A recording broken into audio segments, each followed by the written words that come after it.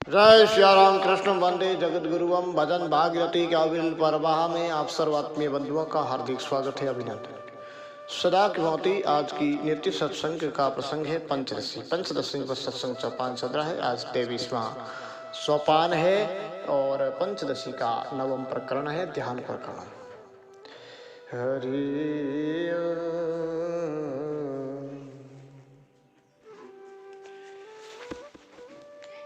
आत्मा संगस्तो अन्यतस्न्द्रजालं हिमायिकम् इत्यंचल निर्णीते कुतो मनसी बात। कदाचित कहो कि विद्वान को भी वासना निवृत्ति के लिए ध्यान कर्तव्य है, सो ठीक नहीं, क्योंकि आत्मा असंग है और उससे अन्य सब माया का इंद्रजाल है। इस प्रकार असंचल निर्णय किए मन में वासना कहाँ से हो सकती है, अर्थात नहीं हो सकती। एवं न अस्ति प्रसंगो अपि कुतो स्याति प्रसंजनम प्रसंगो यस्य तस्यैव संज्ञताति प्रसंजनम। इस प्रकार जब ज्ञानी को प्रसंग ही नहीं तो अति प्रसंग कहाँ से होगा, क्योंकि जिसके प्रसंग होता है उसको ही अति प्रसंग की शंका हुआ करती है। वेद्य भावान बालस्य दर्श्यते अति प्रसंजनम स्यात् कुतो अति प्रसंगोस्य विद्य भावे समय सति। अब इसका उदाहरण देते हैं कि जैसे बालक को विधि के अभाव से अति प्रसंग नहीं देखते हैं, इसी प्रकार विधि का अभाव समान होने पर ज्ञानी को भी अति प्रसंग कैसे हो सकता। न किंचित वेति बालश्चैव तत्त्ववित् अल्पज्ञस्यैव विद्य सर्वैश्चैव। कदाचित कहो कि बालक को तो विधि के अभाव में अज्ञता हेतु है, विद्वान में वो अज्ञता नहीं है, सो भी ठीक नहीं। किंतु यदि बालक किंचित भी नहीं जानता है तो तत्वज्ञानी सबको जानता है, अर्थात उसकी सर्वज्ञता ही विधि के अभाव में हेतु है, क्योंकि अल्पज्ञ को ही सब विधि होती है। अन्य जो अज्ञ सर्वज्ञ दोनों हैं उनके लिए विधि नहीं। साप अनुग्रह सामर्थ्य तत्विदति तन सपादि सामर्थ्य फलम सयात पशु। कदाचित कहो कि व्यास आदि के समान साप और अनुग्रह में जिसकी सामर्थ्य हो वही तत्वज्ञानी है, अन्य नहीं, सो ठीक नहीं, क्योंकि साप आदि का जो सामर्थ्य है वो तप का है। व्यास आदि सामर्थ्य दृश्यते तपसो बलात् साप आदि कारण तपो ज्ञानस्य कारण। कदाचित कहो कि व्यास आदि ज्ञानियों को भी साप आदि का सामर्थ्य देखते हैं, सो भी ठीक नहीं, क्योंकि व्यास आदि का जो साप और अनुग्रह का सामर्थ्य है वो तप के बल से है, तत्व ज्ञान से। कदाचित कहो कि तप से ब्रह्म को जानने की इच्छा कर इस श्रुति से तप से हीन को तत्व ज्ञान भी नहीं होना चाहिए, सो भी ठीक नहीं, क्योंकि साप आदि के कारण तप से भिन्न जो तप वो ज्ञान का कारण होता है, अर्थात तप भी अनेक प्रकार का। दाव्यम यस्यास्ति तस्यैव सामर्थ्ये ज्ञानयोर्योजनम् एकाकं तु तत् कुर्वनेककं लभते फलम। कदाचित कहो कि तो उन व्यास आदि को तत्वज्ञानी होने पर साप आदि की कारणता कैसे देखते हैं, सो ठीक नहीं, क्योंकि दोनों प्रकार का तप जिसने किया है उसको ही साप आदि का सामर्थ्य और ज्ञान दोनों पैदा होते हैं। एक एक तप को करता हुआ मनुष्य एक एक फल को ही प्राप्त होता है, दोनों को नहीं। सामर्थ्यहीनो निंद्यस्तवीर विधि वर्जितः निद्यते यतयो अपन्यरशिरं भोगलंपट। कदाचित कहो कि सामर्थ्य से हीन जो विधि वर्जित है उसकी सन्यासी निंदा करेंगे तो करें, उन सन्यासियों की भी तो भोग लंपट मनुष्य सदा निंदा करता है। भिक्षा वस्त्रादि रक्षेर्युर्विद्यते भोगतुष्ट्य अहो यति त्वमेतैषां वैराग्य भरमन्तम्। कदाचित कहो कि जो सन्यासी भी भोगों से संतोष के लिए विषय संचरण करे, सो ठीक नहीं, क्योंकि यदि भी ये सन्यासी भी भोगों से प्रश्न होने के लिए भिक्षा और वस्त्र आदि की रक्षा करे तो इनका सन्यासी होना आश्चर्य है, क्योंकि वो वैराग्य के भार से मंदे, अर्थात वैराग्य रही। वर्णाश्रम परानमूढ़ा निंदा उच्यते यदि देहात्मत्यो बुधम निंदत्वाश्रम। कदाचित कहो कि विश्व में लंपट पामरों की हुई निंदा से कर्म के कर्ताओं की कुछ हानि नहीं, सो ठीक नहीं, क्योंकि यदि वर्ण आश्रम में तत्परों की मूढ़ निंदा करेंगे ऐसा कहोगे तो दे अभिमानी कर्म में तत्पर मूर्ख आश्रम के अभिमानी ज्ञानी की भी निंदा करे, उससे तत्वज्ञानी की कुछ हानि। तरत्तम तत्व विज्ञाने साधनानुपमर्दनात् ज्ञानीनाम सरितम सख्यम सम्यग्राज्यादिलोक। अब प्रसंग से कहें कि समाप्ति करके प्रकरण में आते हैं कि इससे इस प्रोक्त प्रकार से तत्व विज्ञान के होने पर लौकिक व्यवहार के साधन जो मन आदि है उनके लहे का जो अनुभव उससे ज्ञानी मनुष्य लौकिक राज्य आदि को भले प्रकार कर सकता, अर्थात राज्य आदि करने में उसकी कुछ भी हानि नहीं। मिथ्यात बुद्ध्या तत्रेषणास्ति चेतस्तु तत् ध्यायनवात व्यवहारन्ते प्रारब्धं वसतयो। कदाचित कहो कि तत्वज्ञान की प्रपंच के मिथ्या ज्ञान से राज्य आदि में इच्छा ही न होगी। इस पर कहते हैं कि यदि मिथ्या तो बुद्धि में उनसे इच्छा नहीं है तो मत हो, क्योंकि यह ज्ञानी ध्यान व्यवहार को करता हुआ अपने प्रारब्ध के अनुसार बसे कुछ चिंता है। उपासकास्तु सततं ध्यानेव वसदेत ध्यानेव कृतं तस्य ब्रह्मत्वं विष्णुतः। अब उपासक की ज्ञानी से विस्मता को दिखाते हैं कि जिससे उपासक को ब्रह्म भाव ध्यान से ही हुआ है, अन्य प्रमाण से नहीं। इससे उपासक निरंतर ध्यान करता हुआ ही वसे उसमें दृष्टांत की जैसे अपने में ध्यान से संपादन किया विष्णु तो परमार्थिक नहीं होता, ऐसे ही उपासक का ब्रह्मत्व भी परमार्थिक नहीं है। ध्यानोपादनकम उद्दध्या भावो विल्यते वास्तवी ब्रह्मता ने वो ज्ञान भाव विल्यते।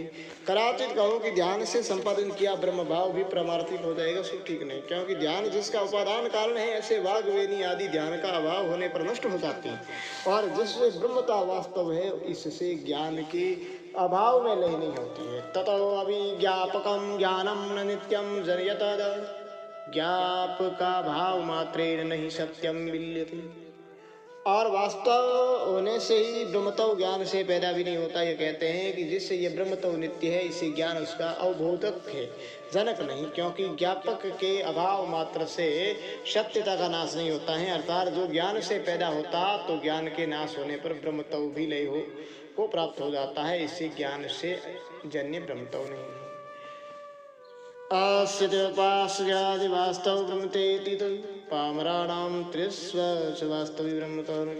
अब ज्ञानी के समान उपासक के ब्रह्मत्व की भी सत्यता में शंका करते हैं कि यदि उपासक की भी ब्रह्मता वास्तवी है तथा क्या पामर और तिर से इनकी ब्रह्मता सत्य नहीं है। अज्ञानाद पुमरत्वम उभयत्रापि तत्समम् उपवास्याथा भिक्षावरम ध्यानम तथा। कदाचित कहो कि विद्यमान भी वह ब्रह्मत्व ज्ञान से पामरों के पुरुषार्थ का उपयोगी नहीं होता। इस पर कहते हैं कि ये दोष तो दोनों पक्षों में तुल्य है, अर्थात उपासक के भी पुरुषार्थ का उपयोगी अज्ञात ब्रह्मत्व नहीं है। कदाचित कहो कि उपासना का क्या फल है। इस पर कहते हैं कि उपवास से जैसे भिक्षा श्रेष्ठ है वैसे ही अन्य कर्मों से ध्यान भी श्रेष्ठ है। पामराणां व्यहरतेर्वरं कर्मादनुष्ठति ततोऽपि सगुणवास्ति निर्गुणोपासना। अन्य कर्मों से श्रेष्ठता को ही दिखाते हैं कि पामरों के व्यवहार से जैसे कर्मों का करना श्रेष्ठ है, कर्मों में सगुण कर्म की उपासना और उससे भी निर्गुण उपासना उसी प्रकार से। यावद् ज्ञान सामीप्यं तावश्रेष्ठ्यं विवर्धते ब्रह्म ज्ञानायते साक्षात् निर्गुण उपासनम्। अब उत्तरोत्तर श्रेष्ठता में कारण कहते हैं कि जितनी ज्ञान की समीपता है उतनी ही श्रेष्ठता की वृद्धि होती है। अब निर्गुण उपासना की सर्वश्रेष्ठता में कारण कहते हैं कि सने सने निर्गुण की जो उपासना है वो साक्षात ब्रह्म ज्ञान है। यथा सम्मादि विभ्रांति फरकाले प्रमायते विरायते तदोपास्ते मुक्ति काले पाकतः। आप पूर्वोक्त अर्थ को दृष्टांत लेकर दृढ़ करते हैं, जैसे संवादी भ्रम फल के होने पर परमारूप हो जाता है उसी प्रकार उपासना भी मुक्ति के समय में अत्यंत पाक से विद्या रूप हो जाता ही आती है, अर्थात उपासना ही ज्ञान रूप हो जाती है। संवादी ब्रह्मतः पुंस प्रवर्तस्यन्यमानतः प्रमेति सेतवास्ति मारंत्री कारणयता। कदाचित कहो कि सम्मवादी ब्रह्म स्वयं परमारूप नहीं होता, किंतु भ्रम से प्रवृत्त हुए मनुष्य को इंद्रिय और विषय के संबंध से प्रमा हो जाए। इस पर कहते हैं कि संवादी ब्रह्म से प्रवृत्त हुए मनुष्य को अन्य प्रमाण से यदि प्रमा होती है तो उपासना भी निधिध्यासन रूप होकर वह महावाक्यों से पैदा हुए अपरोक्ष ज्ञान में कारण है। मूर्ति ध्यानस्य मंत्रदेरपि कारणता यदि अस्तु नाम तदावत् प्रयत्र प्रतास्यत्रि विशिष्यति। कदाचित कहो कि इस प्रकार मूर्ति के ध्यान आदि में भी चित्त की एकाग्रता के संपादन द्वारा अपरोक्ष ज्ञान के कारण हो जाएंगे। इस पर कहते हैं कि यदि मूर्ति का ध्यान और मंत्र आदि भी ज्ञान के कारण हो जाएंगे तो हो, तथापि उपासना में ज्ञान की समझता का विशेष है, अर्थात उपासना के अनंतर ही ब्रह्म ज्ञान होता है और मूर्ति आदि के ध्यान आदि से विलंब होता है। निगुणोपासनम पक्वम समाधि शासनेस्तुतः यः समाधि निरोधाख्य सो अन्यासेन न विद्यते। आप समीपता के प्रकार कोई दिखाते हैं कि जब निर्गुण उपासना पक जाती है तब सविकल्प समाधि हो जाती है, फिर सने सने निरोध नाम की समाधि हो जाती है। उस निरोध नाम की समाधि के भी निरोध होने पर निर्विष समाधि हो, जो सबका निरोध रूप इस सूत्र में कही, उसका अनायास से लाभ होता है। निरोध लाभे पुंसोत्र संग वस्तु शिष्यते पुनः पुनर्वासिते अस्मिन् वाक्यज्योत तत्त्वधि। अब निर्विकल्प समाधि के फल को कहते हैं कि निरोध समाधि का लाभ होने पर मनुष्य के अंतर्गत असंग वस्तु का शेष रह जाता है और पुनः पुनः इस असंग वस्तु की भावना करने पर तत्वमसि आदि माँ वाक्यों से तत्व ज्ञान अर्थात मैं ब्रह्म हूँ ये ज्ञान होता है। निर्विकार संग नित्य स्वप्रकाश एक पूर्णत बुधो झटिति शास्त्रता आरोहति विवेयाद। अब तत्व ज्ञान के स्वरूप को स्पष्ट करते हैं कि निर्विकार असंग नित्य स्वप्रकाश एक पूर्ण ये जो ब्रह्म के रूप शास्त्रों में कही है वे शीघ्र ही बिना विवाद के बुद्धि में जम जाते हैं, अर्थात निर्विकार आदि स्वरूप ज्ञान हो जाता है। योग अभ्यास तदर्थमृत बिंदादि सुश्रुत एवं सदृष्टाद्वारपि हेतुत्वाजन्यदुगम। कराचित कहो कि निर्विकल्प समाधि से अपरोक्ष ज्ञान होता है, इसमें क्या प्रमाण है? सो ठीक नहीं, क्योंकि योग अभ्यास का फल ज्ञान है। यह अमृत बिंदु आदि श्रुतियों में कहा, इसके दृष्टि के द्वारा अर्थात निर्विकल्प समाधि के लाभ से है। निर्गुण उपासना अपरोक्ष ज्ञान के समीप होने से सगुण उपासना से श्रेष्ठ है। उपेक्ष्यत तीर्थ यात्रा जपादिनेव कुर्वतां पिंडम स्वमुत्सर्ज्यरम लेडित्न्यायपम्। इस प्रकार जब अपरोक्ष ज्ञान का साधन है तो उसको त्याग कर जो अन्य कर्मों में प्रवृत्त है उनके श्रम को वृथा दिखाते हैं कि निर्गुण उपासना का छोड़कर जो तीर्थ यात्रा जप आदि को करते हैं उनमें यह न्याय घटेगा कि जैसे कोई मनुष्य पिंड को त्याग कर अपने हाथ को चाट ले, ऐसे उपासकनां पेयम विचार त्यागतो यदि बाढ़म तस्माच्चार्यं भवेयु। कदाचित कहो कि आत्म तत्व विचार को त्याग कर निर्गुण उपासना करते हैं उनको भी न्याय समान है, ठीक नहीं, क्योंकि यदि विचार के त्याग से उपासकों को भी ऐसा ही मानोगे तो सत्य आपका कथन है कि जिससे उपासकों में भी उक्त न्याय घटता है उसी से विचार के असंभव में योग का अर्थात उपासना का विधान है। बहु व्याकुल चितानां विचार तत्व धीर नहीं यो यो मुख्य तत्साम धीर पत्स्तेन नश्यति। अब विचार के असंभव में कारण कहते हैं कि बहुत व्याकुल जिनका चित्त है उनके विचार से तत्व ज्ञान नहीं होता, इससे योग ही मुख्य होने से कर्तव्य है, क्योंकि उस योग से बुद्धि का दर्प नष्ट हो जाता है, अभिमान नष्ट हो जाता है। अव्याकुल ध्यान मोह मात्रेण इच्छादित आत्मनां सांख्य नाम विचार श्यान मुख्यो झटिति सिद्ध। इस प्रकार व्याकुल चित्तों को योग की मुख्यता को कहकर समाहित चित्तों को विचार की ही मुख्यता को कहते हैं कि जिनकी बुद्धि तो व्याकुल नहीं है और केवल मोह से मन आसादित है उनको सांख्य नाम का विचार करने योग्य है, क्योंकि वही मुख्य और शीघ्र सिद्धि का दाता है। यतः सांख्य प्राप्यते स्थानं तदोगैरपि गम्यते एकं सांख्यं च योगं च य पश्यति सपच। अब सांख्य योग दोनों मुक्ति के कारण है। इसमें गीता का वचन प्रमाण देते हैं कि जिस स्थान को सांख्य प्राप्त होते हैं उसी स्थान में योगी जन्म जाते हैं। इस प्रकार फल के द्वारा सांख्य और योग को जो एक देखता है वही शास्त्र के अर्थ को भले प्रकार तत्कारणं सांख्य योग अधिगम्यमिति ही श्रुति यस्तु सुते विरुद्ध सभास संख्य। केवल गीता का वाक्य ही नहीं किंतु उस वाक्य की मूल श्रुति को भी दिखाते हैं कि मुक्ति के कारण सांख्य योग है, क्योंकि श्रुति में यह लिखा है कि सांख्य योग से आत्मा प्राप्त होने लगी। कदाचित कहो कि सांख्य योग दोनों को तत्व ज्ञान के द्वारा मुक्ति का कारण मानोगे तो सांख्य शास्त्र में कहे तत्व भी कारण हो जाएंगे।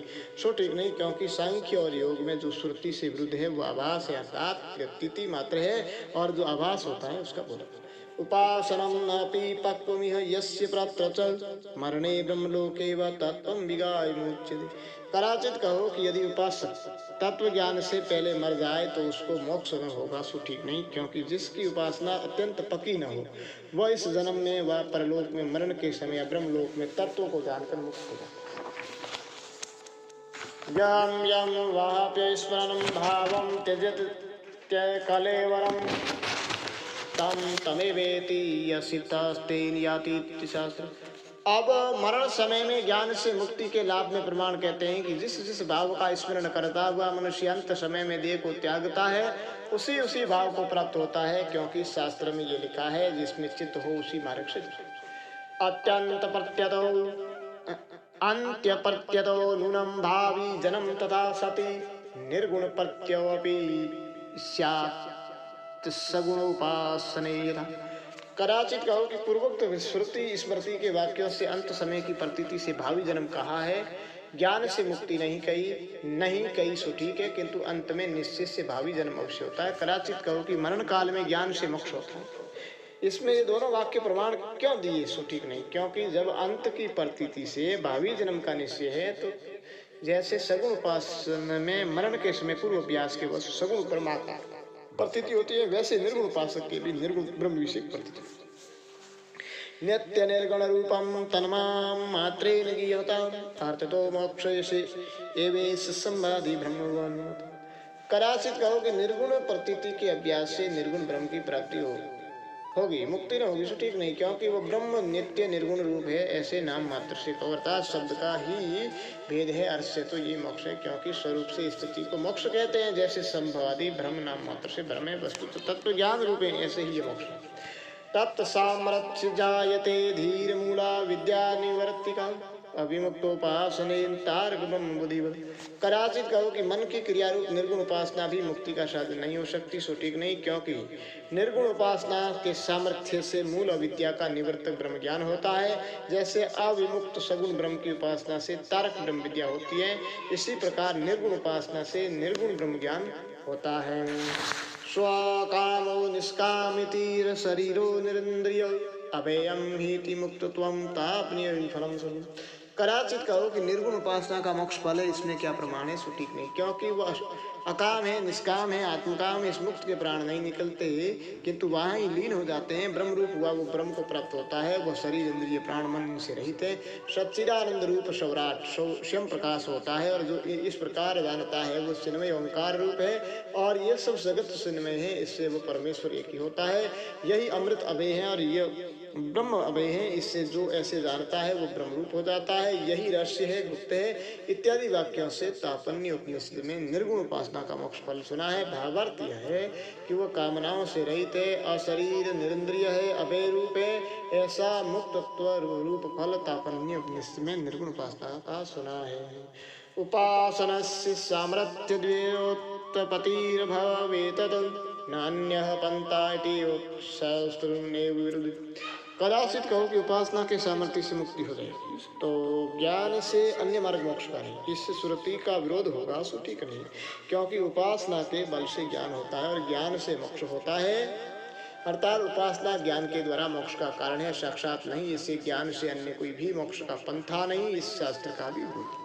निष्काम उपासना मुक्ति स्थापन्य समीरितम ब्रह्मलोक सकामस्य सेव्य प्रसमीरि। मरण के समय ब्रह्मलोक में तत्व को जानकर मुक्त होता है, इस पूर्वोक्त अर्थ में श्रुति का प्रमाण देते हैं कि तापन्य उपनिषद में निष्काम उपासना से मुक्ति कही गई, सकाम मनुष्य को ब्रह्मलोक की प्राप्ति सेव्य प्रश्न में भले प्रकार से कही है। यह उपासते त्रिमात्रेण ब्रह्मलोके सनिह्यते स एतस्मा जीव घनात् परम पुरुषमिति। अब सेव्य प्रश्न उपनिषद के अर्थ को आप पढ़ते हैं कि जो निमात्र ओम इस अक्षर से पर पुरुष का ध्यान करता है, वो सूर्य रूप तेज में संपन्न हुआ इस प्रकार पाप से रहित होता है, जैसे तवसा से सर्प, फिर वह साम वेदों की महिमा से ब्रह्मलोक में जाता है। इन मंत्रों से सकाम को ब्रह्मलोक की प्राप्ति सुनी है। कदाचित कहो कि सेव्य प्रश्न में सकाम को ब्रह्मलोक में गमन ही कहा है, सो ठीक नहीं, क्योंकि वहाँ तत्व का साक्षात्कार भी सुना है। ब्रह्मलोक में गया उपासक यह जो जीव गणे अर्थात जीव समष्टि रूप हिरण्यगर्भ है, उससे श्रेष्ठ जो पुरुष है अर्थात निरुपाधिक चैतन्य रूप परमात्मा है, उसको साक्षात देखता है। भावार्थ यह है कि जो ओंकार से उपासना करता है वो ब्रह्मलोक में जाता है और वह हिरण्यगर्भ से परम परमात्मा को देखता है। अप्रतिगाधिकारिणी तत्कृतन्याय ईरत ब्रह्मलोक फलम तस्मात् सकामश्यति वर्णित। और बादरायण ने कहा है कि अप्रतीक आलंबन से ब्रह्मलोक में जाता है और दोनों पक्षों में दोष है। इसमें तत्कृतन्याय भी अप्रतीक अधिकरण में कहा है, अर्थात जिस कामना से यज्ञ करोगे उसी फल की प्राप्ति होगी और इससे सकाम पुरुष को भी ब्रह्मलोक रूप फल होता है। यह वर्णन किया। निर्गुणोपासित सामर्थ्य तत्र तत्त्वमैक्षते पुनरावर्तते नह्यं कल्पान्तेष विमुच्यते।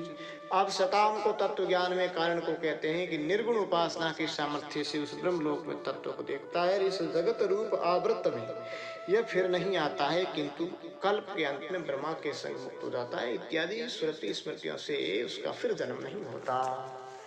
प्रणवोपास्तयः प्रायो निर्गुणा एव वेदगः कवचित सगुणताप्युक्ता प्रणव उपासना से। अब प्रणव की उपासना के प्रसंग से ओंकार की उपासना के जो दो वेद बुद्धि में स्थित है उनको कहते हैं कि प्राय वेद में प्रणव की उपासना निर्गुणी है और कहीं कहीं प्रणव की उपासना सगुण है। परापर ब्रह्म रूप ओंकार उपवर्णित पिपलादेन मुनिना सत्य कामायुम्रीचत। आप दोनों वेदों में प्रमाण कहते हैं कि पिपलाद मुनि ने प्रश्न करते हुए सत्यकाम के प्रति अपर ब्रह्म रूप ओंकार का वर्णन किया है कि हे सत्यकाम, ये ओंकार पर और अपर ब्रह्म रूप है, इससे विद्वान इसी मार्ग से कोई से को प्राप्त हो। एतादल्लम्बन ज्ञात्वा यदच्युति तस्य तद् इति प्रोक्तम यमेनापि पृच्छति नसि। कठोवली में यम ने भी इस आलम्बन को जानकर इत्यादि मंत्रों से जो जिसकी इच्छा करता है उसको वही होता है, और ये पूछते हुए नचिकेता के प्रति कहा है इह वा मरणे वहास्य ब्रह्मलोके अथवा भवेत ब्रह्म साक्षात कृति ही सम्यक उपासनिष्य निर्गुणम। और पूर्वोक्त अर्थ का उपसंहार करते हैं कि इसी लोक में मरण के समय व ब्रह्म लोक में ब्रह्म का साक्षात्कार भले प्रकार से निर्गुण की उपासना। रथो आत्मगीतायां स्पष्टमुदीरति विचाराक्षम आत्मभूपासितेत संततम। और जो विचार से तत्व ज्ञान में असमर्थ है उसका निर्गुण ब्रह्म के ध्यान में अधिकार है, यह अर्थ आत्मगीता में भी स्पष्ट कहा है। अर्थात विचार न हो सके तो निरंतर आत्मा की उपासना करें। साक्षात कर्तुम अशक्तो स्वपि चिंतेन मां संकित कालेन अनुभावूर्डो भवेयम फलित ध्रुवम्।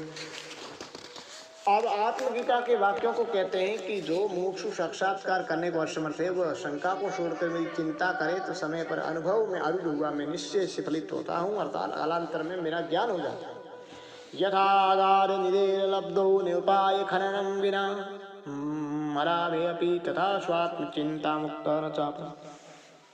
अब ध्यान सम्यक ज्ञान का उपाय है, जिसमें दृष्टांत कहते हैं कि जैसे अगार निधि के लाभ में खनन से अन्य कोई उपाय नहीं, उसी प्रकार मेरे लाभ में भी अपने आत्मा की चिंता से अन्य उपाय नहीं है। देहोपलम कृत्य बुद्धि कृदाल उत्पन्न खात्वा मनोभुवम भूय गुहानम निधि।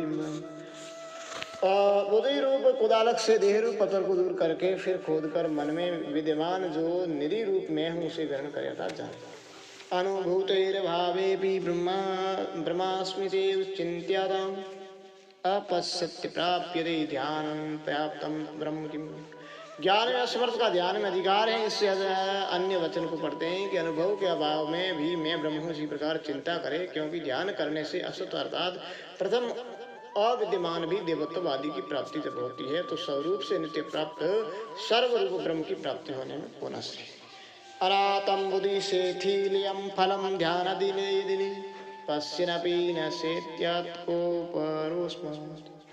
अब ब्रह्म ध्यान के प्रत्यक्ष सिद्ध फल को कहते हैं कि ध्यान से दिन दिन अनात्म बुद्धि की शीतलता होती है, और इस शीतलता रूप फल को देखता हुआ जो ध्यान न करे उससे परे पशु को नियत हो।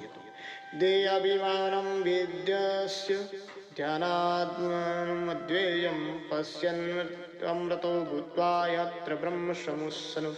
अब पूर्वोक्त अर्थ को संक्षेप से दिखाते हैं कि देह में जो ये अभिमान है, इसका विध्वंस करके अर्थात त्याग कर ध्यान से अदभ्य आत्मा को देखता हुआ अमृत होकर इसी शरीर में अपना निज रूप जो सच्चिदानंद ब्रह्म है उसको प्राप्त होता है। ध्यान दीपम इमं सम्यक सम्यक परामृशति यो नरः मुक्त संचय एवायं ध्यायति ब्रह्म संततम्।